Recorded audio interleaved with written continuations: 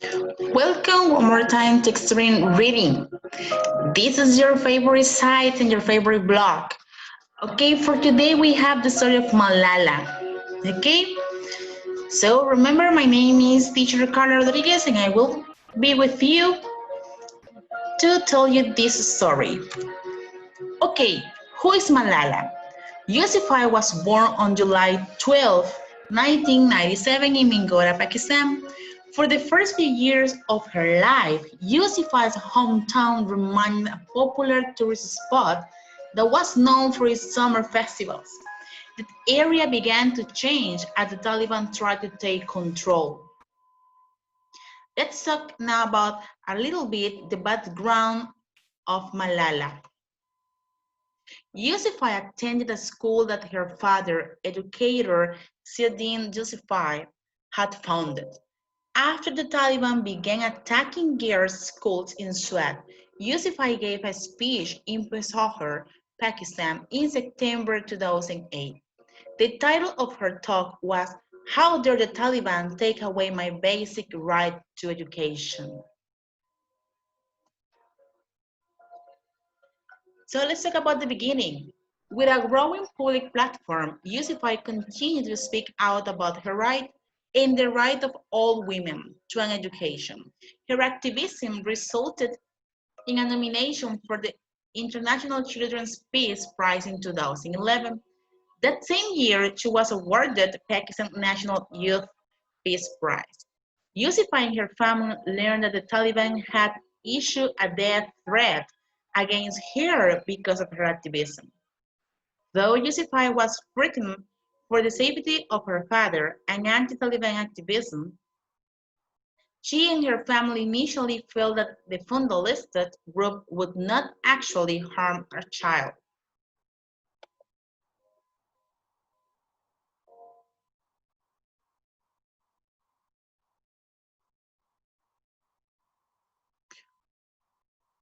However, on October 9, 2012, when 15 years old Yusufzai was riding a bus with friends on their way home from school, a masked gunman boarded the bus and demanded to know which girl was Yusufzai. When her friends looked toward Yusufzai, her location was giving away. The gunman fired at her, hitting Malala in the left side of her head. The bullet then traveled down her neck. Two other girls were also injured in the attack.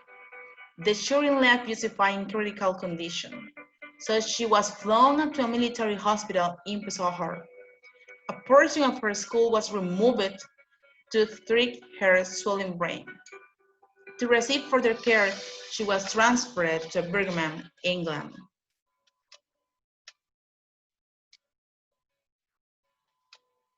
Once she was in the United Kingdom, Yusufzai was taken out of a medically induced coma.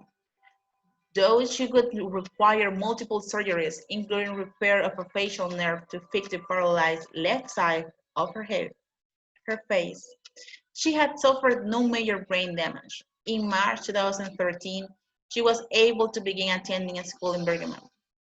The children resulted in a massive outpouring of support for Yusufzai, which continued during her recovery. Unfortunately, the Taliban still considers Yusufzai a target, although Yusufzai remains a staunch advocate for the power of education.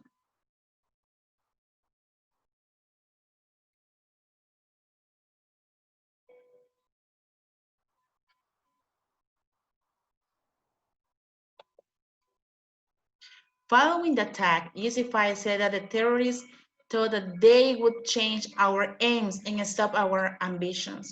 But nothing changed in my life except this. Weakness, fear, and hopelessness died. Strength, power, and courage were born.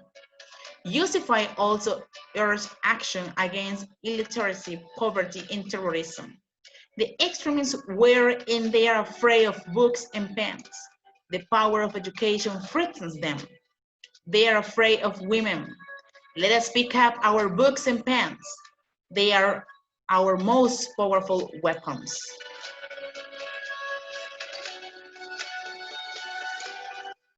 That's why we have renowned and Malala's Day, a justified 2013 speech at the United Nations.